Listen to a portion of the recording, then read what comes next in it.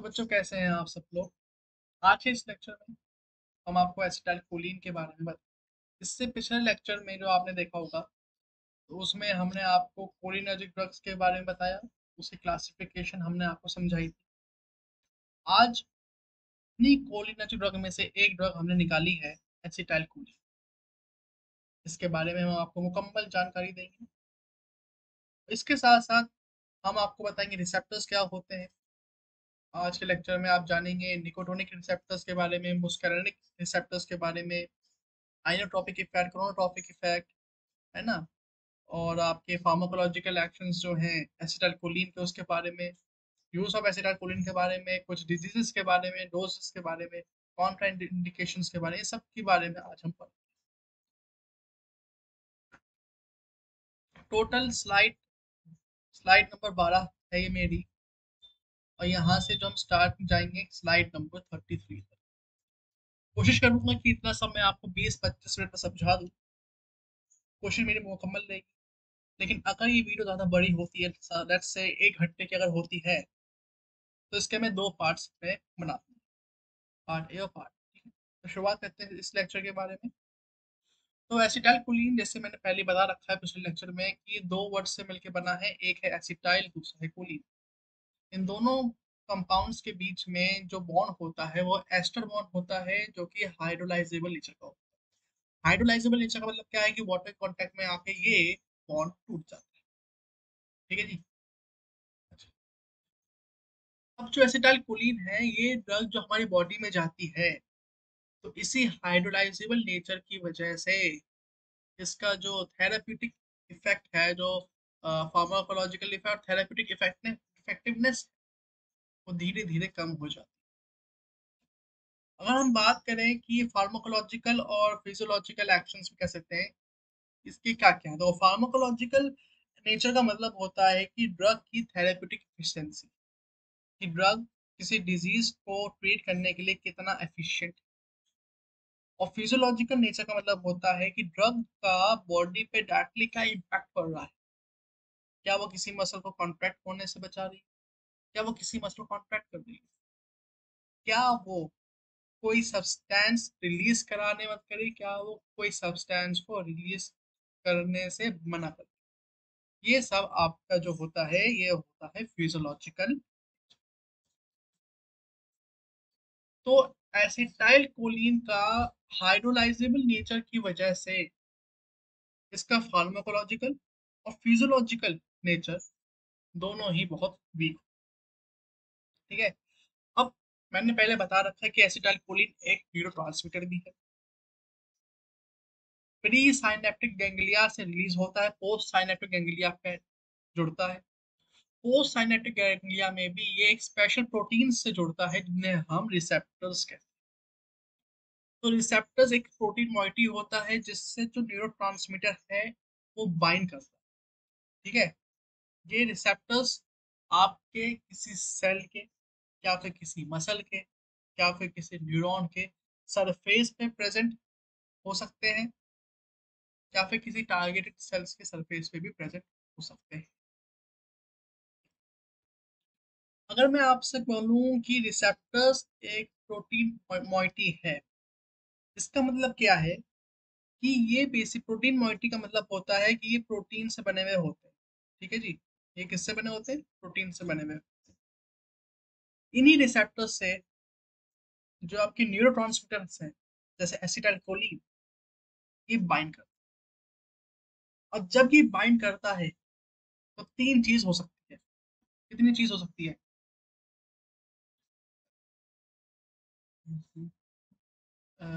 यहाँ पे 3 चीज हो सकती है। कौन कौन सी? तो पहली चीज हो सकती है इम्पल्स, इम्पल्स कंडक्ट करा सकती है। दूसरी चीज, इम्पल्स का कंडक्शन ये स्टॉप कर सकता है। और तीसरी चीज ये क्या कर सकता है, किसी भी सिक्रीशन, किसी भी ग्लैंड से ये कि कोई भी सब्सटेंस सिक्रीट कराने में मदद कर सकता है। तब जब कोई न्यूरोट्रांसमीटर या कोई ड्रग जैसे एसिटाइलकोलिन इन रिसेप्टर्स से बाइंड करेगा। ये बात समझ में आ गई। अब एसिटाइल कोलिन के केस में जो रिसेप्टर्स होते हैं वो दो हो, एक है निकोटोनिक रिसेप्टर्स और एक होता है मुस्कैरिनिक रिसेप्टर्स।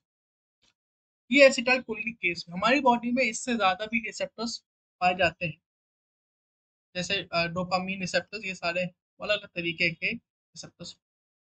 इनके जो नाम रखे जाते हैं वो बेसिकली इनसे बाइंड करने वाले केमिकल्स के बेसिस पे होते हैं। जैसे निकोटिनिक रिसेप्टर्स से एक केमिकल होता है निकोटीन, वो भी बाइंड करता है, मतलब एसिटाइल कोलिन भी बाइंड करेगा और निकोटीन भी बाइंड करेगा। इसी तरह जो मुस्कैरिनिक रिसेप्टर्स हैं, इससे एक ड्रग है मुस्कैरिन। कोलिन एल्कोलॉइड्स क्लासिफिकेशन में मैंने बताया था कि मुस्करीन पिलोकार्पिन ये केमिक ड्रग है जो कि इन मुस्कैरिनिक रिसेप्टर से भी बाइंड करता है एसिटाइल कोलिन के अलावा। बात समझ में आ गई। इतनी सी रिसेप्टर्स क्या होते हैं, बेसिकली प्रोटीन मोइटी होते हैं जैसे न्यूरोट्रांसमीटर बाइंड करते हैं, या आपके सेल के सरफेस पे, किसी न्यूरॉन के सरफेस पे, या फिर किसी टारगेटेड सेल के सरफेस पे पाए जाते हैं। इनसे न्यूरोट्रांसमीटर जब बाइंड करता है या फिर कोई भी ड्रग जो बाइंड करेगी, तो वो तीन चीज करा सकता है। इम्पल्स कंडक्ट कर सकता है, इम्पल्स का कंडक्शन रोक सकता है, या फिर किसी भी सिक्रीशन का किसी भी फ्लूइड या फिर किसी भी सिक्रीशन को स्टार्ट करा सकता है। इतनी बात समझ में आ गई। अब हम बात करते हैं कि इन दो रिसेप्टर्स के बारे में, निकोटिनिक रिसेप्टर्स और मुस्कैरिनिक रिसेप्टर्स के बारे में अब हम बात करेंगे। ठीक है जी। बात करते हैं निकोटिनिक रिसेप्टर्स के बारे में। निकोटिनिक रिसेप्टर्स को जानने से पहले सबसे पहली चीज जो हमें जाननी चाहिए कि ये मिलते कहाँ। तो निकोटिनिक रिसेप्टर्स है वो हमारी बॉडी में मिलते कहाँ हैं। वो आपको मिलेंगे पैरासिम्पैथेटिक और सिंपैथेटिक नर्वस सिस्टम। वो आपको मिलेंगे न्यूरोमस्कुलर जंक्शन में, आपको मिलेंगे ब्रेन और स्पाइनल कॉर्ड में, और एड्रिनल में। इन इन जगह पे ये निकोटिनिक रिसेप्टर्स मिलते हैं। इनका जो बेसिक काम है निकोटिनिक रिसेप्टर्स का, वो होता है इम्पल्स का कंडक्शन। एक न्यूरॉन से दूसरे न्यूरॉन में इम्पल्स कंडक्ट कराना, या फिर जो आपका स्केलेटल मसल है जो आपके बेसिकली लोकोमोशन में मदद करता है, उन स्केलेटल मसल्स के कॉन्ट्रैक्शन एंड रिलैक्सेशन, ताकि हम मूव कर पाए, लोकोमोट कर पाए, उसमें मदद करता है। ब्रेन एंड स्पाइनल कॉर्ड में भी ये इम्पल्स कंडक्शन, ताकि मेमोरी और ये आपका सोचने समझने की सलाहियत जो है उसमें काम करता है। एड्रिनल मेडुला में एड्रिनल मेडुलरी हॉर्मोन्स जो होते हैं, एड्रेनालिन एंड नॉर एड्रेनालिन, उसके सिक्रीशन को भी मदद करता है। अगर इनके स्ट्रक्चर पे हम जाते हैं, ये होते दिखते कैसे हैं? मतलब है क्या ये चीज? हमने ये बता दिया कि निकोटिनिक रिसेप्टर्स यानी प्रोटीन मॉइटी है, लेकिन ये बेसिकली सोडियम पोटेशियम चैनल्स होते हैं। क्या होते हैं? Sodium potassium. मतलब जब भी कोई न्यूरोट्रांसमीटर या फिर एड्रेनालिन हार्मोन या एड्रेनालिन न्यूरोट्रांसमीटर या फिर एड्रेनालिन ड्रग जो है निकोटिनिक रिसेप्टर से बाइंड करेगा, तो ये सोडियम पोटेशियम चैनल जो है खुल जाएंगे, जिससे सोडियम का इन्फ्लक्स होगा, पोटेशियम का आउटफ्लक्स होगा। सोडियम के इन्फ्लक्स से जो इनर मेम्ब्रेन जो होती है, जो इनर सरफेस ऑफ न्यूरॉन जो है, वो डीपोलराइज स्टेट में चली जाती है, डीपोलराइज्ड स्टेट में चली जाती है।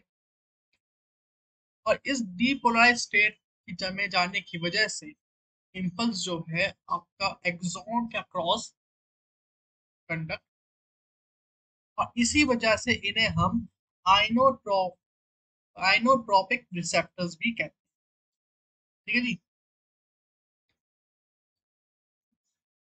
पैरासिम्पैथेटिक और सिंपैथेटिक नर्वस सिस्टम में ये आपको मिलते हैं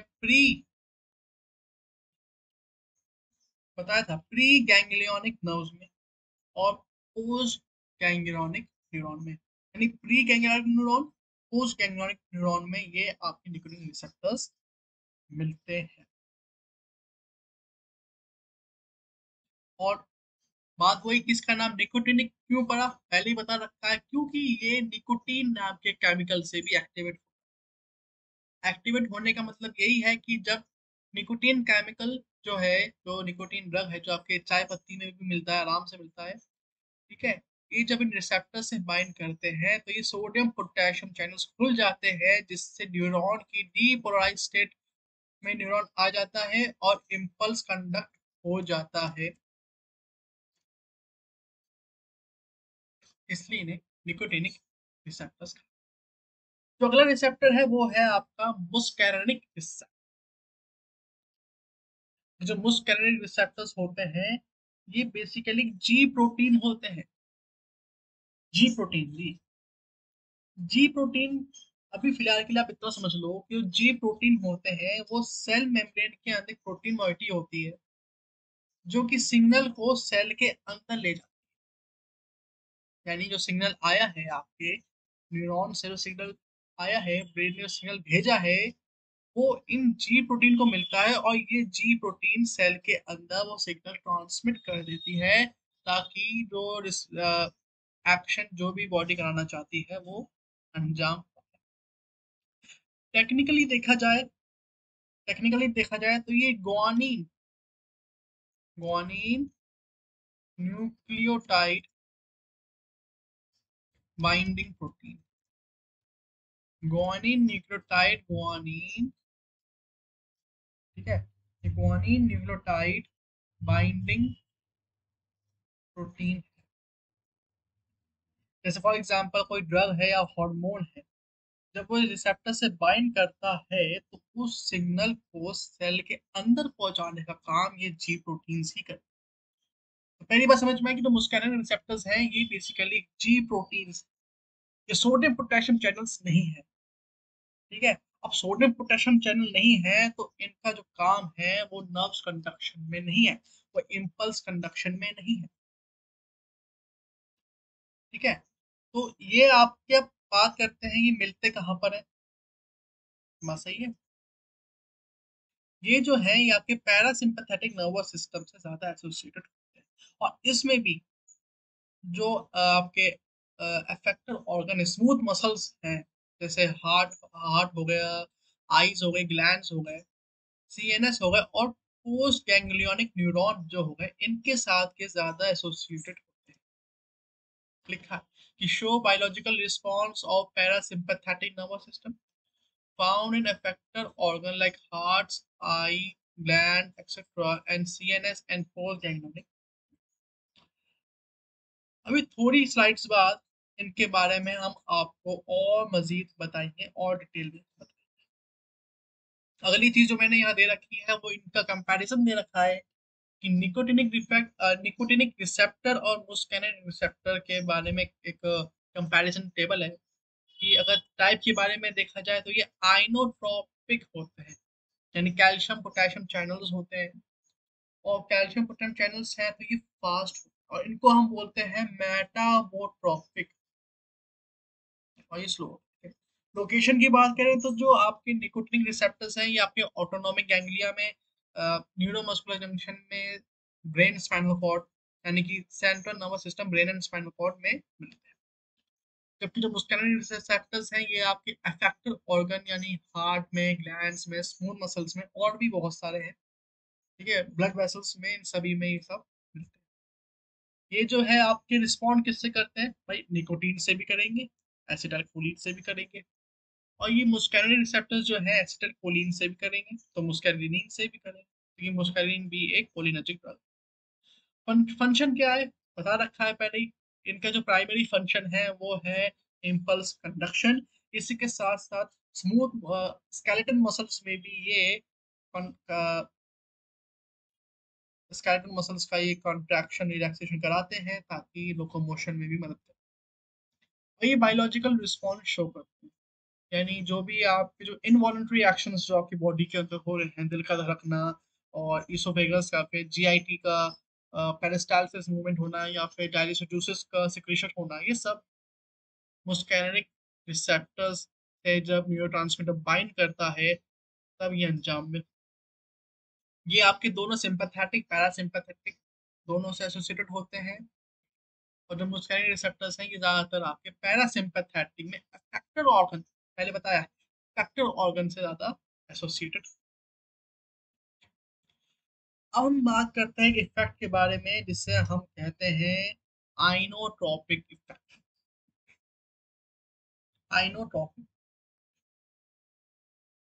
आइनोट्रोपिक इफेक्ट का मतलब होता है कि जो आपका हार्ट मसल्स, दिल की जो मसल है, उस पे एसिटाइल कोलिन का क्या प्रभाव है, कि दिल की मसल्स पे एसिटाइल कोलिन क्या काम,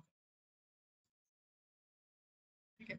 अब हमने पहले ही बता रखा है कि जो एसिटाइल कोलिन है वो कोलिनर्जिक ड्रग, यानी पैरासिम्पैथेटिक नर्वस सिस्टम से एसोसिएटेड, यानी ये रेस्ट की कंडीशन लेके आए।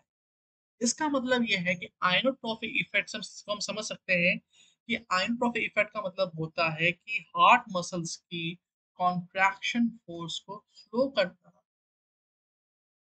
कॉन्ट्रैक्शन फोर्स को कम करना, ताकि हार्ट का बीपी, हार्ट रेट कम। इन्हीं को हम आइनोट्रोपिक इफेक्ट कहते हैं।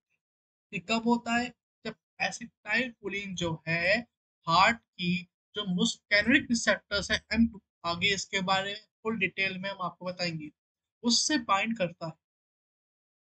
तो इसी टाइप के दो टाइप के ये इसी तरीके से ये दो टाइप के आइनोट्रोपिक इफेक्ट है, एक पॉजिटिव आइनोट्रोपिक इफेक्ट है और एक नेगेटिव आइनोट्रोपिक इफेक्ट है। पॉजिटिव आइनोट्रोपिक इफेक्ट का मतलब है कि जो हार्ट की कॉन्ट्रैक्शन फोर्स है वो बढ़ जाती है, जैसे एड्रेनलिन, डिजोक्सिन, इन ड्रग से जो हार्ट की कॉन्ट्रैक्शन फोर्स है वो बढ़ जाती है। और नेगेटिव आइनोट्रोपिक इफेक्ट का मतलब है जब हार्ट की कॉन्ट्रैक्शन फोर्स कम हो जाती है, जैसे acetylcholine, beta blockers, calcium channel blockers, ठीक है। इसी तरह एक इफेक्ट और आता है जिसे हम बोलते हैं क्रोनोट्रोपिक इफेक्ट। क्रोनोट्रोपिक इफेक्ट के मतलब क्या है? क्रोनोट्रोपिक इफेक्ट का मतलब है हार्ट रेट पर इफेक्ट का। आयोट्रोपिक मसल हार्ट की कॉन्ट्रैक्शन की फोर्स, कॉन्ट्रैक्टिव फोर्स, और क्रोनोट्रोपिक है हार्ट रेट, ठीक है। जो क्रोनोट्रोपिक इफेक्ट है ये आपके ऐसे नोट पे काम, ठीक है, जैसे नोट पे काम करता है, हार्ट की पंपिंग एफिशिएंसी को रेगुलेट करता है। जो ऐसे नोड है उसे हम पेस मेकर भी बोलते हैं, ठीक है। ये सिंपैथेटिक और पैरासिम्पैथेटिक स्टिमुलेशन करता है वया वेगस नर्व। जो वेगस नर्व है बेसिकली पैरासिम्पैथेटिक स्टिमुलेशन में काम करती है।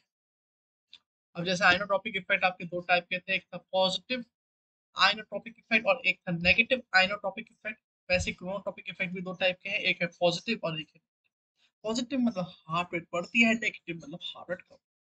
ड्रग्स वही है, एड्रेनलिन, एट्रोपिन, हार्ट रेट बढ़ाते हैं। एसिटाइलकोलिन, बीटा ब्लॉकर्स जैसे प्रोपेनोन, ये हार्ट रेट को कम। अब जैसे मैंने इसमें आपको बताया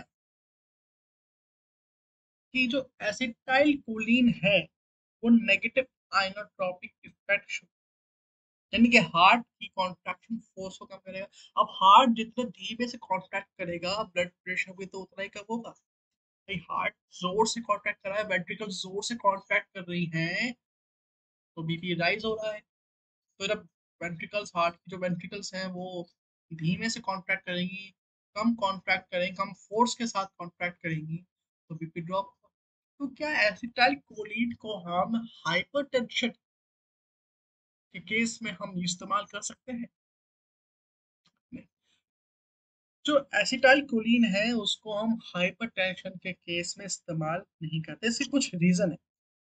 सबसे पहली चीज जो मैंने आपको पहले स्टार्टिंग में बताया कि एसिटाइल कोलिन का हाइड्रोलाइजेबल नेचर होता है, यानी ये बॉडी में जाकर ये ब्रेक डाउन हो जाता है। तो इसका ड्यूरेशन ऑफ एक्शन है वो बहुत ही कम है, ये प्लाज्मा में जाकर तुरंत ब्रेक डाउन हो जाता है, यानी इसकी बायो अवेलेबिलिटी कम है। दूसरा, चलो मान लिया बायो अवेलेबिलिटी कम है, लेकिन कितनी कम, कुछ तो होगा ही। तो मान लीजिए चलो ये हमारे ब्लड वेसल्स में गया, ब्लड वेसल्स में जाकर एसिटाइल कोलिन जो है ब्लड वेसल्स की एंडोथेलियम से नाइट्रस ऑक्साइड NO रिलीज करता है। जो नाइट्रस ऑक्साइड होता है ये आपकी ब्लड वेसल्स को डायलेट करता है। जैसे ही ब्लड वेसल्स आपकी डायलेट होंगी, आपके ब्लड वेसल्स में जो ब्लड प्रेशर है वो एकदम से फॉल कर, और ये एकदम से फॉल करना इंसान के लिए फेटल हो सकता है। हाइपरटेंशन के केस को ट्रीट करने के लिए हम चाहते हैं कि ब्लड प्रेशर जो है वो धीमे धीमे ड्रॉप, इसलिए हम वो ड्रग्स लेना पसंद करेंगे जो हार्ट के जो एबी नोड्स है उस पे काम करें, जैसे बीटा ब्लॉकर्स। बीटा ब्लॉकर्स के पहले एग्जांपल हमने इसमें बताया है। कहाँ है ये, प्रोपोनोनोल या फिर कैल्शियम चैनल ब्लॉकर्स, या फिर कैल्शियम चैनल ब्लॉकर, इनका हम इस्तेमाल। अच्छा, जो एसिटाइल कोलिन है वो एक सिस्टेमेटिक इफेक्ट दिखाता है, मतलब पूरी बॉडी पे इफेक्ट डालेगा, एक स्पेशलाइज्ड रीजन पे इफेक्ट नहीं डालेगा। जैसे हम हाइपरटेंशन के केस को ट्रीट करने के लिए हम चाहते हैं कि भाई हार्ट से ब्लड प्रेशर कम हो, हार्ट की कॉन्ट्रैक्टिंग की जो फोर्स है वो कम हो, ताकि बीपी कम निकले। तो एसिटाइलकोलिन ऐसा नहीं करेगा, वो हार्ट में भी इफेक्ट डालेगा, ब्लड वेसल्स पे भी इफेक्ट डालेगा, पूरे जो आपके जो मसल्स हैं उस पर भी इफेक्ट डालेगा, उनकी कॉन्ट्रैक्शन कम करेगा, इनवॉलंटरी जो मसल्स हैं, स्मूथ मसल्स। तो ये सिस्टमेटिक इफेक्ट देता है, तो ये लोकलाइज इफेक्ट नहीं देता। इसी के साथ साथ जो एसिटाइलकोलिन है वो आपके लंग्स पे इफेक्ट आता है, ठीक है, लंग्स को इफेक्ट करेगा, जो कि एस्थमेटिक पेशेंट के दिक्कत का बायस। तो दिखने से लगता है कि एसिटाइल कोलिन को हम हाइपरटेंशन के केस पे दे सकते हैं, लेकिन ऐसा नहीं है, ठीक है जी। हाइपरटेंशन के केस को ट्रीट करने के लिए जैसे मैंने पहले ड्रग्स बताया, आप बीटा ब्लॉकर्स दें, कैल्शियम चैनल ब्लॉकर्स दें, और भी बहुत सी ड्रग्स आप वो दे सकते हैं। आप ठीक है, चलो,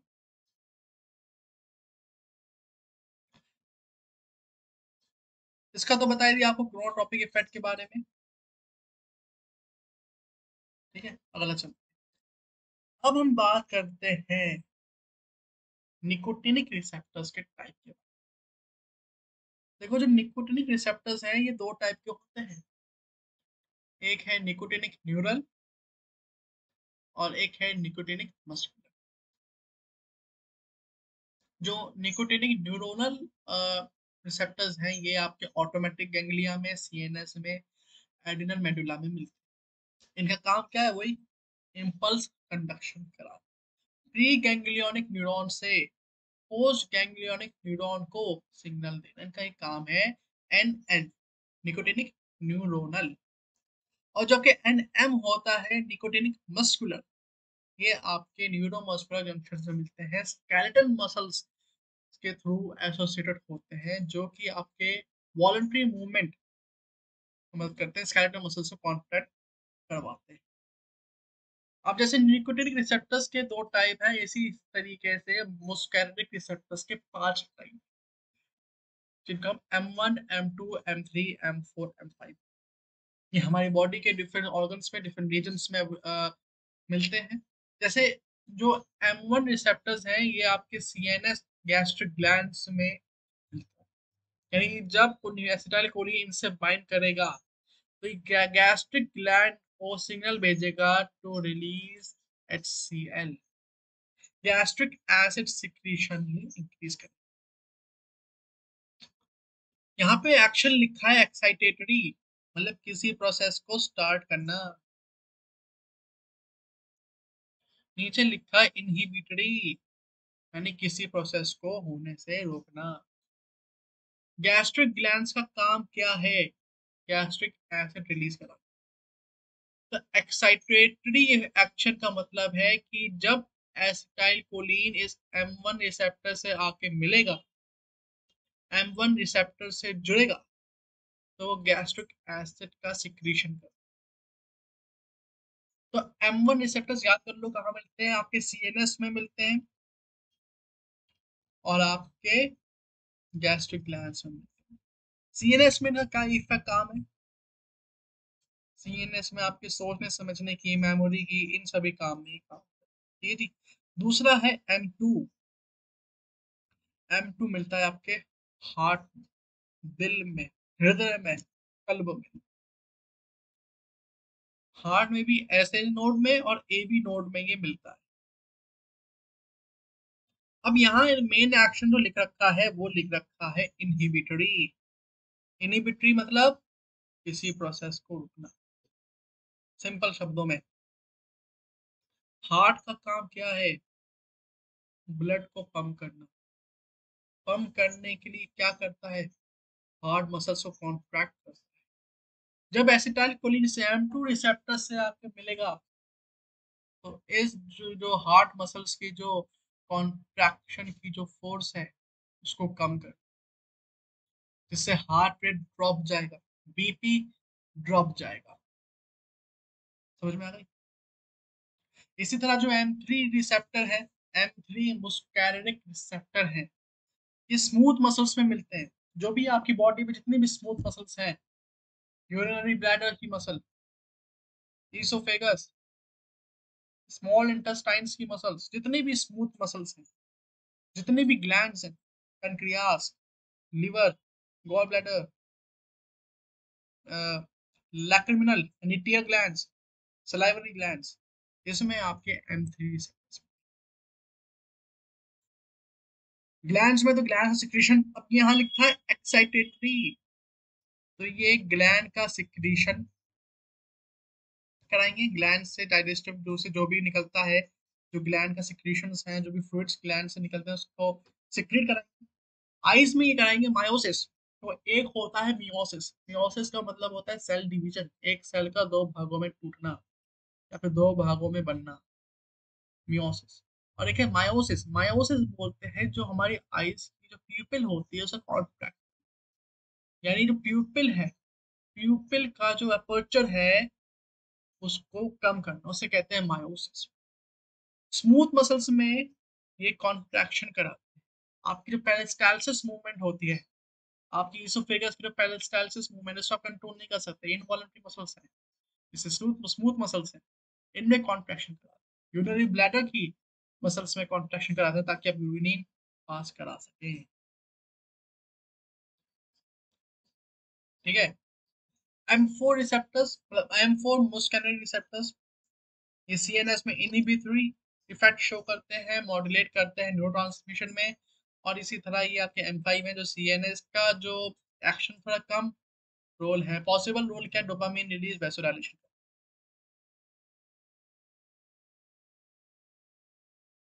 अब जैसा कि मैंने आपको पहले हाइपरटेंशन के केस में बताया था कि जो एसिटाइलकोलिन है ये हाइपरटेंशन के केस को सही करने में मदद नहीं करता है। इसी तरह किसी को एसिडिटी की दिक्कत है या फिर गैस्ट्रो इसोफेजियल रिफ्लेक्स डिसऑर्डर की दिक्कत है तो उसमें भी एसिटाइलकोलिन कुछ काम नहीं करता। इसको सही करने के लिए हम दूसरे ड्रग्स ले सकते हैं, जैसे बेथानिकोल, ये बहुत अच्छा ड्रग है, इसको हम इस्तेमाल कर सकते हैं। लेकिन आज के ज़माने में इससे भी अच्छे अच्छे ड्रग्स आपको मार्केट में अवेलेबल हैं। जैसे आप प्रोटॉन पंप इनहिबिटर्स ले सकते हैं, रावेप्राजोल, पेंटाप्राजोल, आप वेनिटिडीन, ये सारे ड्रग्स ले सकते हैं। ब्रेन में अगर हम जैसे बात करते हैं, जो M1 रिसेप्टर्स होता है ये सीएनएस में काम करते हैं। तो सीएनएस में ये मेमोरी और कॉग्निटिव फंक्शंस को रेगुलेट करता है। कॉग्निटिव फंक्शन का मतलब होता है दिमाग का सोचना, याद रखना, समझना, डिसीजन लेना, ये सारे कॉग्निटिव फंक्शंस कहलाए जाते हैं। अब इससे पहले मैंने आपको दो इफेक्ट के बारे में बताया था, आइनोट्रोपिक इफेक्ट, क्रोनोट्रोपिक। ये दोनों इफेक्ट हार्ट मसल्स, हार्ट से जुड़े हुए हैं। तो ये दोनों इफेक्ट भी M2 मुस्कैरिनिक रिसेप्टर्स की वजह से होते हैं, ठीक है जी। आगे जो हम पढ़ेंगे वो हम पढ़ने वाले हैं pharmacological action of acetyl co. वैसे देखा जाए तो लगभग लगभग 50% मैंने आपको pharmacological action of acetyl choline पढ़ा दिया है। ये जो आप रिसेप्टर्स देख रहे हैं ना, निकोटिनिक रिसेप्टर्स, मुस्कैरिनिक रिसेप्टर्स, इनमें जो मैंने आपको फंक्शन समझाए हैं, ये M1 M2 M3, ये 50% काम, ये सारे काम जो है एसिटाइल कोलिन करता है। तो 50% मैंने आपको pharmacological action of acetyl choline समझा दिया है, बचा 50% हम आपको समझाएंगे। हाँ जी बस। तो एसिटाइल कोलिन प्रोड्यूस करता है मुस्कैनिक इफेक्ट। जो मुस्कैनिक इफेक्ट है, फिर निकोटिनिक इफेक्ट है, इसके बारे में हम बताएंगे आपको। ये देखो, ये स्लाइड मैंने बना रखी है, ये मुस्कैनिक इफेक्ट के बारे में है, ये है निकोटिनिक इफेक्ट के बारे में। तो जो एसिटाइल कोलिन है वो प्रोड्यूस करता है मुस्कैनिक इफेक्ट, जिसमें कार्डियोवास्कुलर सिस्टम, कार्डियोवास्कुलर सिस्टम में आपके हार्ट आ गया, ब्लड वेसल्स आ गए, रेस्पिरेटरी सिस्टम में लंग्स, स्मूथ मसल्स में, एक्सोक्राइन ग्लैंड में, जीआई ट्रैक्ट में, यूरिनरी ब्लैडर में, आइज में। और एसिटाइलकोलिन प्रोड्यूस करता है nicotinic effect in autonomic ganglia, skeletal muscles and central nervous system. अब मैं आपको समझाता हूँ कि निकोटिनिक इफेक्ट का मतलब क्या है। अगर देखा जाए तो निकोटो सॉरी, सबसे पहले मैं समझाता हूँ मुस्कैरिनिक इफेक्ट के बारे में। निकोटिनिक तो मैं बाद में समझाऊंगा, छोटा सा ही है। जो बड़ा टॉपिक है वो है मुस्कैरिनिक इफेक्ट। तो मुस्कैरिनिक इफेक्ट बेसिकली ये समझ लो कि जो फिजियोलॉजिकल रिस्पॉन्स आता है हमारी बॉडी में, जो भी फिजियोलॉजिकल रिस्पॉन्स आता है जब एसिटाइल कोलिन जो है मुस्कैरिनिक रिसेप्टर से बाइंड करता है, तो उसे मुस्कैरिनिक इफेक्ट कहते हैं। आपको ये मैंने पहले ही आपको बता रखा है, इसमें टाइप्स ऑफ मुस्कैरिनिक रिसेप्टर में मैंने बता रखा है कि जो ये M1 M2 M3 M4 M5 मुस्कैरिनिक receptors हैं, ये कहाँ कहाँ मिलते हैं। M1 आपके CN ब्रेन में, गैस्ट्रिक ग्लैंड में मिलेगा, M2 हार्ट में मिलेगा, M3 स्मूथ मसल्स में, आइस में, ग्लैंड में मिलेगा, M4 CNS और M5 भी CNS में मिलेगा। ठीक है, तो ये वही चीज यहाँ लिखी है, कार्डियोवास्कुलर आपके हार्ट में, स्मूथ मसल्स में, ग्लैंड में, गैस्ट्रिक ग्लैंड्स में, आइज में मिलेगा। अब हम एक एक इफेक्ट को अच्छे से समझते हैं। सबसे पहली हम पढ़ रहे हैं वो है मुस्कैरिनिक इफेक्ट। मुस्कैरिनिक इफेक्ट समझा दिया क्या होता है। वो कोई भी फिजियोलॉजिकल रिस्पॉन्स हमारी बॉडी में जो आता है जब एसिटाइलकोलिन मुस्कैरिनिक रिसेप्टर से बाइंड। तो जैसे हार्ट है, हार्ट में आपको पता है M2 रिसेप्टर होता है, तो जब एसिटाइलकोलिन M2 रिसेप्टर से बाइंड करेगा तो ये हार्ट रेट को कम करता है, और इसको हम कहते हैं ब्रैडीकार्डिया। ब्रैडी यानी हार्ट रेट को कम करना, इसको हम बोलते हैं ब्रैडीकार्डिया। तो इसके साथ साथ, इससे पहले भी बता रखा हमने आपको, आइनोट्रोपिक इफेक्ट, क्रोनोट्रोपिक इफेक्ट, उस पर भी ये नेगेटिव इफेक्ट डालता है। मतलब हार्ट रेट को भी कम करेगा और हार्ट की जो कॉन्ट्रैक्शन की जो फोर्स है उसको भी कम करेगा, यानी ओवरऑल ब्रैडीकार्डिया करेगा। हार्ट रेट कम हो गया, पल्स कम, बीपी कम। लंग्स में बात करते हैं। लंग्स रेस्पिरेटरी सिस्टम में M3 रिसेप्टर्स होते हैं। लंग्स में करता है ब्रोंकियल मसल्स को कॉन्ट्रैक्ट। ब्रोंकियल मसल्स कॉन्ट्रैक्ट करेंगी तो जो पैसेज है बीच में, जो ब्रोंकाइज में जो पैसेज होता है वो नैरो होता है। इसी वजह से मैंने पहले कहा था कि जो एस्थमेटिक पेशेंट्स हैं उनमें भी एसिटाइलकोलिन सही से काम नहीं करता, उल्टा केस को वर्स कर देता है। क्योंकि एस्थमेटिक पेशेंट्स में वैसे भी जो आपकी जो ल्यूमेन है ब्रोंकाई का वो छोटा होता है, तो एयर जो फ्लो कर रही है वो कम है। अब एसिटाइलकोलिन एसिटाइलकोलिन की वजह से जो ब्रोंकियल मसल्स कॉन्ट्रैक्ट होते हैं, उसकी वजह से जो पैसेज है वो और छोटा हो जाता है, तो जो एयर है वो और भी कम पास करेगी। तो ये इफेक्ट भरी पॉजिटिव है, पॉजिटिव का मतलब कॉन्ट्रैक्शन, लेकिन जो थेरेपेटिक जो या फिर जो फार्माकोलॉजिकल हम कह सकते हैं वो इसका नेगेटिव आता है। ठीक है जी। इसके साथ साथ लंग्स में ये म्यूकस सिक्रेशन भी इंक्रीज करता है। भाई एक तो आपका पैसे छोटा हो रहा है, ऊपर से म्यूकस सिक्रेट हो रहा है, तो जो एयर में है वो तो वैसे ही कम पड़ रहा है। तो अस्थमेटिक पेशेंट्स के लिए एसिटाइलकोलिन इसी वजह से नहीं दिया जाता है।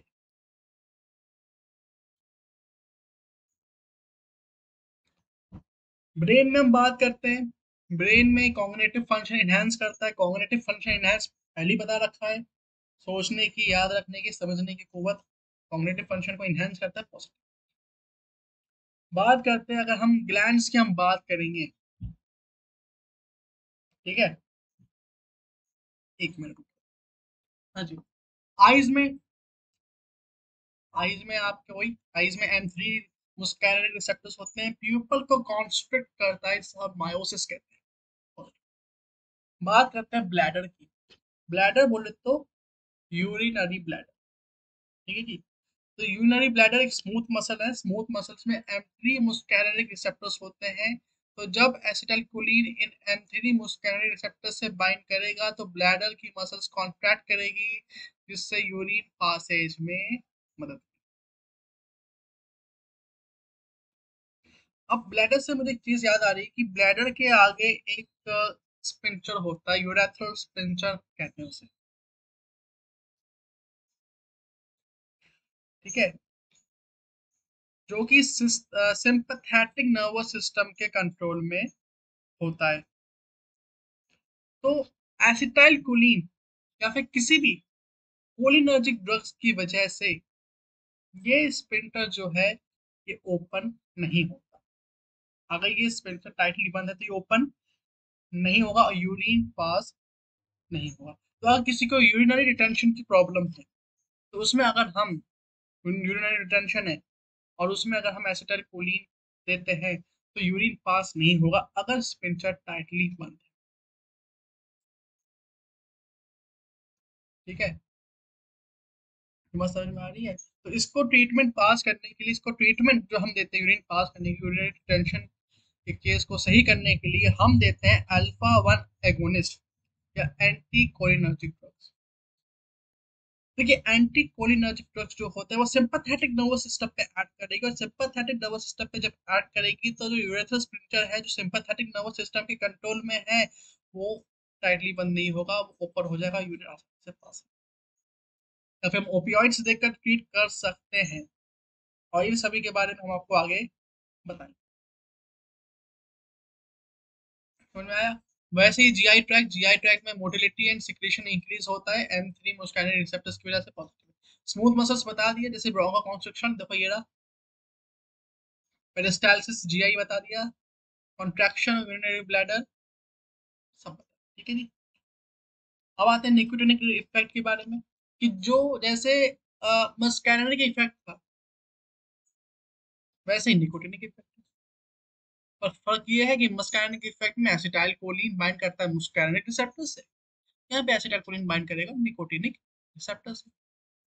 निकोटिनिक रिसेप्टर्स आपको पता है कहाँ कहाँ मिलते हैं? ऑटोनॉमिक एंगिला में मिलेंगे, सिंपैथेटिक पैरासिम्पैथेटिक नर्वस सिस्टम में मिलेंगे, एड्रिनल मेडुला में मिलेंगे, न्यूरोमस्कुलर जंक्शन में मिलेंगे, ब्रेन या फिर सीएनएस में मिलेंगे। सिंपैथेटिक पैरासिम्पैथेटिक नर्वस सिस्टम यानी ऑटोनॉमिक एंग्लिया में ये एक्टिवेट करेंगे, दोनों एक्टिवेट, दोनों एक्टिवेट्स कर। एड्रिनल मेडुला में ये रिलीज कराते हैं एड्रिनलिन और एड्रिनलिन टू ब्लड, जैसे पहले बताया। न्यूरोमस्कुलर जंक्शन जो कि स्केलेटल मसल्स हैं, ये मसल कॉन्ट्रैक्शन करेंगे ताकि लोकोमोशन हो पाए। ब्रेन और काफी ब्रेन में यानी सीएनएस में ये अलर्टनेस अराउजल एडिक्शन पाथवे को इफेक्ट देते हैं। अब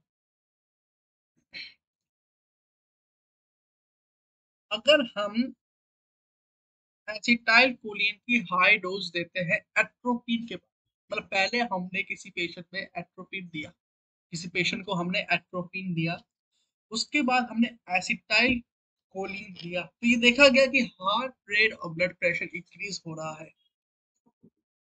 ये क्या बात हो गई? हमने तो पहले पढ़ा था कि जो एसिटाइल कोलिन है वो तो हार्ट रेट और ब्लड प्रेशर डिक्रीज करता है, नेगेटिव आइनोट्रोपिक और नेगेटिव क्रोनोट्रोपिक इफेक्ट। तो ये इंक्रीज कैसे हो गया? Why it increased? Why the blood pressure and the heart rate increased? It is because जो एट्रोपिन है वो एक एंटी कोलिनर्जिक ड्रग है, यानी वो एसिटाइल कोलिन को इफेक्ट को मार्क्स कर देती है, बंद कर, यानी ये जो एट्रोपिन है ये एसिटाइल कोलिन के अपोजिट काम अब हमने पहले बनाया कि हार्ट रेट और ब्लड प्रेशर बढ़ाने के लिए हार्ट में इफेक्ट डालना पड़ता है। एसिटाइलकोलिन हार्ट के M2 मुस्कानिक रिसेप्टर से बाइंड करता है, तब जाके हार्ट रेट ब्लड प्रेशर बढ़ता है। सही नहीं है ये? तो ये जो एट्रोपिन है ये हार्ट के M2 मुस्कानिक रिसेप्टर को ब्लॉक करता है, यानी ये मुस्कानिक ब्लॉकर है। ठीक है। उसके साथ साथ जो आपके स्मूथ मसल्स हैं, जो आपके ब्लड वेसल्स हैं, उनमें आपके M3 मुस्केरिनिक रिसेप्टर मिलते हैं। तो ये जो एट्रोपिन है ये उस M3 को भी ब्लॉक करेगा, मतलब हार्ट को तो ब्लॉक करा ही करा, ब्लड वेसल्स को भी ब्लॉक करेगा, जिसकी वजह से जो एसिटाइल कोलेट का नेगेटिव पैरासिम्पथेटिक इफेक्ट है, या फिर कह सकते हो जो नेगेटिव आइनोट्रोपिक क्रोनोट्रोपिक इफेक्ट है, जो हार्ट रेट ब्लड प्रेशर कम करता है, वो मार्क्स हो गया, और हार्ट रेट ब्लड प्रेशर कम नहीं हुआ बल्कि इंक्रीज हो गया। ठीक है। मुस्कैरिक इफेक्ट में हमने एक चीज पढ़ी थी कि ग्लैंड से सिक्रेशन इंक्रीज कराता है, गैस्ट्रिक ग्लैंड से गैस्ट्रिक जूसेस। ठीक है।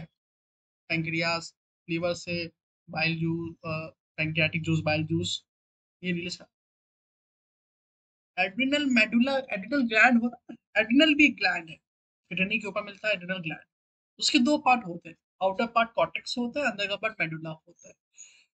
तो एड्रिनल मेडुला जो है वो निकोटिनिक रिसेप्टर से एड्रिनल नॉर एड्रिनल रिलीज होता है। Adrenal medulla cortex, medulla nicotinic receptor से होता है, ये ध्यान रखने की बात। बाकी ये तो सब बताइए। ठीक है जी। अगली चीज जो हम पढ़ते हैं वो है यूज। अब यूज क्या क्या है एसिटाइल कोलिन का, हमने एसिटाइल कोलिन के बारे में जाना, स्ट्रक्चर के बारे में जाना, इसके हमने फार्माकोलॉजिकल इफेक्ट के बारे में जाना, लेकिन इसका यूज क्या है। तो देखा जाए तो एसिटाइल कोलिन का लिमिटेड यूज होता है, लिमिटेड यूज है। लिमिटेड यूज क्यों है? लिमिटेड यूज इसलिए है, पहले तो एसिटाइल कोलिन में जो बॉन्ड होता है वो होता है एस्टर बॉन्ड, जो कि हाइड्रोलाइजेबल। तो इस एस्टर बॉन्ड की वजह से ये रैपिडली बहुत आसानी से हाइड्रोलाइज हो जाता है। दूसरा, ये सिलेक्टिव फार्माकोलॉजिकल इफेक्ट प्रोवाइड नहीं करता है, तो ये पूरी बॉडी में फैलता है, सिलेक्टिव फार्माकोलॉजिकल इफेक्ट प्रोवाइड, इसलिए इसे एसिटाइल कोलिन का जो यूज है, क्लिनिकल वैल्यू जो है वो काफी कम है। करंटली जो हम इस्तेमाल करते हैं, जो आजकल इस्तेमाल हो रहा है, वो है बेथानिकोल। ठीक है। बेथानिकोल इस एसिटाइल कोलिन का ही अल्टरनेटिव है बेथानिकोल। कोलिन एस्टर है बेसिकली। ठीक है, ये कोलिन एस्टर। ये जो बेथानिकोल है, इसकी सबसे मजेदार बात ये है कि कोलिनर्जिक एस्ट्रेस रेजिस्टेंट है, यानी कि वो एंजाइम जो एसिटाइल कोलिन या फिर कोई कोलिनर्जिक ड्रग को ब्रेक डाउन करता है, उससे बेथानिकोल जो है वो रेजिस्टेंट है, उसके उस एंजाइम से ये ड्रग जो है इफेक्ट नहीं होती, और इसका ड्यूरेशन ऑफ एक्शन भी ज्यादा है। दो चीजें हो गई, एक ये एंटी कोलिन, सॉरी ये, और एक ये कोलिनर्जिक एस्ट्रेस एंजाइम से रेजिस्टेंट है, इसका ड्यूरेशन ऑफ एक्शन ज्यादा है, और तीसरी बात कि मुस्कैनिक रिसेप्टर पे ही काम करता है, निकोटिनिक रिसेप्टर पे काम नहीं करता। याद आ रहा है? यानी कि मुस्कैनिक रिसेप्टर से ही बाइंड करेगा, निकोटिनिक रिसेप्टर से बाइंड नहीं करेगा। मतलब कि क्या क्या काम नहीं करेगा, कि आपका पैरासिम्पैथेटिक, आपका पैरासिम्पैथेटिक सिंपैथेटिक एक्टिवेट नहीं करेगा, ये एड्रेनल मेडुला से एड्रेनल नहीं निकालेगा, ये muscle contraction kind muscle contraction नहीं करेगा, ये एरेक्टल अराउजल पार्ट में नहीं करेगा। जो जो काम मुस्काइनिक इफेक्ट कर मुस्काइनिक रिसेप्टर करते हैं, वो ये सारे काम बेंथानिकोल करेगा। हार्ट रेट कम करेगा, ब्रोंकियल मसल्स कॉन्ट्रैक्ट करेगा, है ना, सलाइवा स्वेट पीएस को इंक्रीज करेगा, प्यूपिल कॉन्स्ट्रक्ट करेगा, ब्रोंको कॉन्स्ट्रक्शन पेरिस्टाल्सिस, ये सब काम बेंथानिकोल करेगा। इसके साथ साथ इस ड्रग का इस्तेमाल gastroparesis, post operative abdominal pain, in some patients of dynamic ileus, और यूरिनरी रिटेंशन में भी होता है। यूरिनरी रिटेंशन में बेसिकली जो ब्लैडर की मसल्स हैं वो सही से कॉन्ट्रैक्ट नहीं कर पाती, जिस वजह से यूरिन पास नहीं हो पाता है। पहले बता दिया है भी, उसमें भी ये काम है। अब जैसे गैस्ट्रोपेरेसिस है, ये क्या चीज है, इसके बारे में मैं थोड़ा आपको समझाना चाहता हूँ। गैस्ट्रोपेरेसिस का हम देखें तो गैस्ट्रो और पैरासिस, गैस्ट्रो मतलब स्टमक, पैरासिस मतलब पार्शियल पैरालिसिस, यानी कि जो आपकी स्टमक की जो मोटिलिटी है वो वीक हो जाती है। स्टमक की कह रहा हूँ, इसोफेगस ये नहीं, स्टमक की मोटिलिटी, जो पेरिस्टालसिस मूवमेंट है, जिससे स्टमक से जो खाना, जो भी स्टमक के अंदर जो खाना है वो आपके स्मॉल इंटेस्टाइन में जाता है, ठीक है, इस मोटिलिटी की वजह से। तो जब ये मोटिलिटी सही से नहीं हो पाती, ये मोटिलिटी वीक हो जाती है, तो फूड जो है स्टमक से स्मॉल इंटेस्टाइन में एम्प्टी नहीं होता, और इसी को हम बोलते हैं गैस्ट्रोपैरेसिस। ठीक है, इस कंडीशन को हम बोलते हैं गैस्ट्रोपैरेसिस। ये होता क्यों है? ये इसलिए होता है, दो कॉज है इसके। पहला, वेगस नर्व डैमेज हो जाना। जितने भी आपके पैरासिम्पैथेटिक फंक्शंस हैं वो वेगस नर्व्स के थ्रू ऑपरेट होते हैं। हार्ट अटैक होना, पेरिस्टाल्टिस होना, बियोसिस होना, ब्लैडर का कॉन्स्टेंट होना, ये सब वेगस नर्व के थ्रू होते हैं। तो वेगस नर्व्स का डैमेज होना, या फिर जो स्टमक के जो स्मूथ मसल्स है वो सही से काम ना कर पाना, तो इन दो केसेस में ये दिक्कत आती है। अब वेगनस डैमेज हो जाएगी तो वो अपना स्टिमुलस पास नहीं कर पाएगी, स्टिमुलस पास नहीं करेगा तो जो स्टमक की जो स्मूथ मसल्स हैं वो कॉन्ट्रैक्ट नहीं करेंगे, कॉन्ट्रैक्ट नहीं करेंगे तो जो खाना जो है, वो फूड जो है वो स्मॉल इंटेस्टाइन में नॉर्मल स्पीड से एम्प्टी नहीं हो पाता।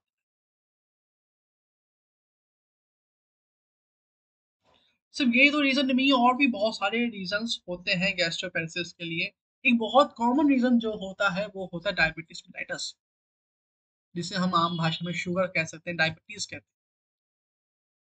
अब आपके दिमाग में यह है डायबिटीज, खून में ब्लड शुगर लेवल इंक्रीज रहता है, इसे डायबिटीज कहते हैं। ठीक है, आपके इंसुलिन रेजिस्टेंस हो जाती है, फिर इंसुलिन नहीं बन पाती है, अलग अलग टाइप की डायबिटीज होती है। और ये पेट में, स्टमक में खाना जो है वो स्मॉल इंटेस्टाइन में नहीं जाना, इससे क्या लिंक है? लिंक ये है कि कंडीशन होती है जिसे हम कहते हैं डायबिटिक न्यूरोपैथी। एक कंडीशन होती है जिसे हम कहते हैं डायबिटिक न्यूरोपैथी। डायबिटिक न्यूरोपैथी में क्या होता है कि जो वेगस नर्व है डैमेज हो जाता है। हाई डायबिटीज यानी chronic hyperglycaemia, chronic hyperglycaemia, chronic hyperglycaemia की वजह से जो वेगस नर्व होती है वो डैमेज हो जाती है, और क्रॉनिक हाइपरग्लाइसीमिया, और इसी के क्रॉनिक हाइपरग्लाइसीमिया आपकी डायबिटीज मिलाइटस की वजह से, और इसी को हम डायबिटिक न्यूरोपैथी कहते हैं। और भी केसेस हैं लेकिन उनको हम फिलहाल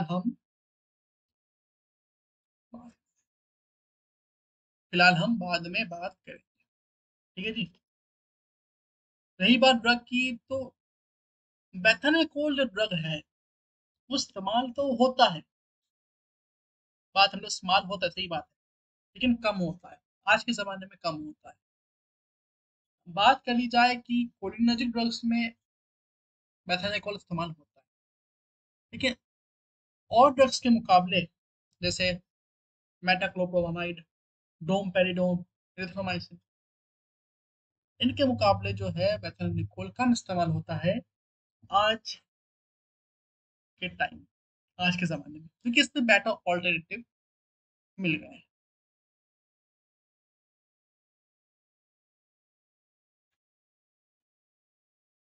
ठीक है, और कहूँ,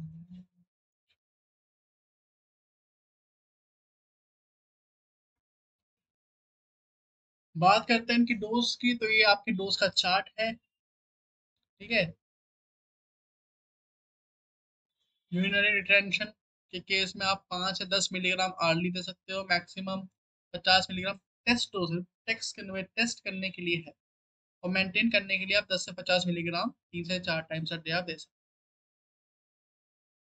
हो। ये ओरल है, या ये सब कुटिनियस वाला इंजेक्शन के थ्रू है। 2.5 से 5 मिलीग्राम 3 से 4 टाइम अ डे आप दे सकते हो। गड गड में GERD गड gastro oesophageal reflex disease 25 milligram 4 times a day आप दे सकते हो। और पीडियाट्रिक्स में बच्चों के लिए 0.3 से 0.6 मिलीग्राम पर केजी पर डे। अगली बात करते हैं हम कॉन्ट्रा इंडिकेशंस की। अब हर दवाई के कुछ ना कुछ साइड इफेक्ट्स होते हैं, तो उसके भी साइड इफेक्ट्स है। और साइड इफेक्ट्स तब आते हैं जब हम किसी दवाई को जरूरत से ज्यादा ले लें, या फिर उस दवाई को हम तब लें जब वो दवाई काम ही ना करती हो। जैसे फॉर एग्जाम्पल आपके पैर में दर्द है लेकिन आप एंटीबायोटिक ले रहे हो। भाई पैर में दर्द है, आप एंटीबायोटिक तो नहीं लोगे, आप तो मसल रिलैक्सन लोगे, है ना, पेन किलर्स लोगे आप। ठीक है, तो उसी वजह से साइड इफेक्ट्स। तो एसिटाइल कोलिन या फिर जो भी कोलिनर्जिक ड्रग्स हैं, उनका जो कॉमन कॉमन साइड इफेक्ट्स जो होते हैं, जो एडवर्स इफेक्ट्स हैं, वो होता है एब्डोमिनल क्रैम्प्स, पेट में मरोड़, नोजिया, जी मचलाना, डायरिया, सलाइवेशन, सलाइवा का ज्यादा रिलीज होना, फ्लशिंग, फ्लशिंग कहते हैं चेहरे पे लालपन होना। लालपन कब आता है? जो चेहरे की जो स्मॉल स्मॉल ब्लड वेसल्स होती हैं चेहरे के अंदर, जो कैपिलरीज ब्लड वेसल्स हैं, कैपिलरीज हैं, जब वो डायलेट कर जाती हैं, उन्हें पता है एसिटाइल कोलिन जो है ब्लड वेसल्स को डायलेट कराता है, तो जब वो डायलेट करेगी तो उसमें खून रुक जाता है और चेहरे पे रेड ग्लोइस आता है। हाइपोटेंशन में reflex tachycardia, tachycardia, high BP, bronchospasm, bronchospasm, lacrimation और मियोसिस। ठीक है, अब जैसे मैंने आपको फ्लशिंग बताया, उसी तरीके से हम हाइपोटेंशन, रिफ्लेक्स टैकिकार्डिया, मतलब जब ब्लड, अच्छा, रिफ्लेक्स टैकिकार्डिया का मतलब क्या होता है? रिफ्लेक्स टैकिकार्डिया का मतलब है कि जब ब्लड प्रेशर सडनली कम हो जाता है। ठीक है जी, हमारे, ठीक है,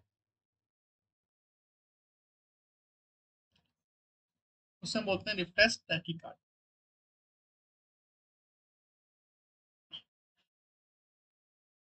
लैक्रिमेशन मतलब टीयर्स का रिलीज होना, हमारे टीयर ग्लैंड है, लैक्रिमल ग्लैंड्स है आइस के अंदर, उसका रिलीज, टीयर्स, आंसू बहना। मायोसिस मतलब प्यूपल का कॉन्स्ट्रिक्ट होना। इसके साथ साथ कुछ डिजीजेस में, जैसे हाइपरथायरॉयडिज्म में नहीं देता चाहिए, ब्रोंकियल एस्थमा में नहीं देना चाहिए, पहले बता दिया, पेप्टिक अल्सर्स में भी नहीं देना चाहिए, मायोकार्डियल इंफार्क्शन में भी नहीं देना चाहिए। क्यों नहीं देना चाहिए उसके बारे में हम अभी आपको बताते हैं। देखो हाइपरथायरॉयडिज्म में क्यों नहीं देना चाहिए, तो हाइपरथायरॉयडिज्म में क्या होता है कि, अच्छा, सबसे पहली बात, हाइपरथायरॉयडिज्म है क्या? ये एक ऐसी डिजीज है जिसमें आपका थायराइड ग्लैंड ओवर एक्टिव हो जाता है। ठीक है, जिसमें ज्यादा थायरॉक्सिन हार्मोन रिलीज होने लगता है, उसको हम हाइपरथायरॉयडिज्म कहते हैं। तो हाइपरथायरॉयडिज्म में को जो नर्वस सिस्टम है वो ऑलरेडी ओवर एक्टिव होता है, क्योंकि मेटाबॉलिज्म हाई होता है। मेटाबॉलिज्म हाई होगा तो सिंपैथेटिक पैरासिम्पैथेटिक सिस्टम दोनों ज्यादा एक्टिव होंगे। तो जो एसिटाइल कोलिन का जो नॉर्मल इफेक्ट है वो भी ओवर रिस्पॉन्स बन जाता है। यानी जो थायराइड हार्मोन्स के जो सेल्स हैं, वो एसिटाइल कोलिन के लिए ज्यादा सेंसिटिव बन जाते हैं, जिससे tremor, sweating, palpitation, muscle fatigue ज्यादा हो जाते हैं। तो इसलिए हाइपरथायरॉयडिज्म में नहीं देना चाहिए। ठीक है, अब ये मैंने दे रखा है कि ओवर एक्टिव पैरासिम्पैथेटिक इफेक्ट्स क्या क्या हो सकते हैं। जैसे M2 में का पैरासिम्पैथेटिक ओवर एक्टिव हो गया तो arrhythmias, irregular heart beat risk बढ़ जाता है, bradycardia, low blood pressure, GI tract में डायरिया, एब्डोमिनल क्रैम्प्स हो सकते हैं, ब्रोंको कॉन्स्ट्रिक्शन रिस्क बढ़ सकता है, ग्लैंड में एक्सेसिव स्वेटिंग, सलाइवेशन, यानी एक्सेसिव ग्लैंडुलर सिक्रीशंस हो सकते हैं। अगर हाइपरथायराइड पेशेंट कोलिनर्जिक ड्रग जैसे बेथानिको, नियोस्टिकमाइन दिया जाए तो कोलिनर्जिक क्राइसिस हो सकता है। ठीक है जी, कोलिनर्जिक क्राइसिस हो सकता है। इसलिए एसिटाइल कोलिन एगोनिस्ट, यानी जो एसिटाइल कोलिन की तरह या फिर एसिटाइल कोलिन की कंसंट्रेशन को इंक्रीज करते हैं, उनको थायराइड पेशेंट में, फिर हाइपरथायराइड पेशेंट में हमें अच्छे से देना चाहिए। अगर ओवरडोज हो जाता है, टॉक्सिसिटी हो जाती है, तो एसिटाइल की टॉक्सिसिटी हो जाती है और ओवरडोज हो जाता है, तो एट्रोपिन दिया जाता है। एट्रोपिन का बात मैंने पहले कर रखी, जो एट्रोपिन जो होता है ये आपके मुस्कैरिनिक रिसेप्टर को ब्लॉक करता है, जिससे एसिटाइल कोलिन जो है वो अपना काम नहीं कर पाता। एट्रोपिन एक एंटी कोलिनर्जिक यानी मुस्कैरिनिक एंटागोनिस्ट ड्रग है। ये मुस्कैरिन रिसेप्टर को ब्लॉक करता है, यानी जहां एसिटाइल कोलिन एक्टिवेट करता है वहां एट्रोपिन उसके इफेक्ट को कम कर देता है। इसी की तरह bronchial asthma and peptic ulcers में भी एसिटाइल कोलिन या फिर कोलिनर्जिक ड्रग्स नहीं देना चाहिए, क्योंकि एसिटाइल कोलिन जो है ब्रोंकाई की इस मसल्स को, जो स्मूथ मसल ब्रोंकाई है उसको कॉन्ट्रैक्ट कराता है, जिससे जो एयर वे है वो नैरो हो जाता है। ठीक है।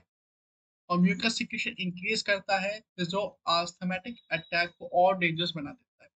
पेप्टिक अल्सर्स, पेट में छल्ले, ठीक है, और छाले, सॉरी छाले। पेप्टिक अल्सर्स में क्या होता है, एम1 रिसेप्टर एक्टिव होता है, एचसीएल ज्यादा रिलीज होगा, इसकी वजह से जो लाइनिंग ग्रोथ की पहली करोड़ हो चुकी है एचसीएल की वजह से, वो और ज्यादा करोड़ हो जाती है। मायोकार्डियल इंफार्क्शन, मायोकार्डियल इंफार्क्शन मतलब हार्ट अटैक। हार्ट अटैक में हार्ट की मसल सही से काम नहीं कर पाती है। कोलिनर्जिक ड्रग्स जो है M2 मुस्काइन रिसेप्टर स्टिमुलेट करती है, जिससे मसल वैसे कम फोर्स से कॉन्ट्रैक्ट कर रही है। एसिड नोड की फायरिंग कम हो रही है, यानी कि जो इम्पल्स है फॉर स्ट्रॉन्ग कॉन्ट्रैक्शन वो नहीं हो पा रहा है, यानी कि negative chronotropic effect, heart rate कम हो रही है। Negative dromotropic effect, negative inotropic effect यानी कमजोर फॉर्म। तो इन सभी कंडीशंस की वजह से शॉक या सडन कार्डिक अरेस्ट हो सकता है, क्योंकि एक तो आपकी हार्ट रेट कम हो रही है, एक आपकी ब्लड प्रेशर भी कम हो रहा है। आप समझ रहे हो? तो हार्ट धीरे धीरे बंद होता जा रहा है, शॉक या सडन कार्डिक अरेस्ट यानी कार्डिक अरेस्ट की कंडीशन तक पहुंच रहा है। तो इसलिए मायोकार्डियल इंफार्क्शन को पेशेंट है, किसी को एक हार्ट अटैक, दो हार्ट अटैक कुछ हो रखे हैं, तो उसमें एसिटाइल कोलिन का इस्तेमाल बहुत ध्यान से करना पड़ता है। तो दैट्स इट, आज के लिए बस इतना ही। अगले लेक्चर में जो हम पढ़ेंगे, एक ड्रग के बारे में हम पढ़ेंगे, पिलोकार्प। इस ड्रग के बारे में हम पढ़ेंगे पिलोकार्पिन, एक कोलिन एल्कोलॉइड है। ठीक है।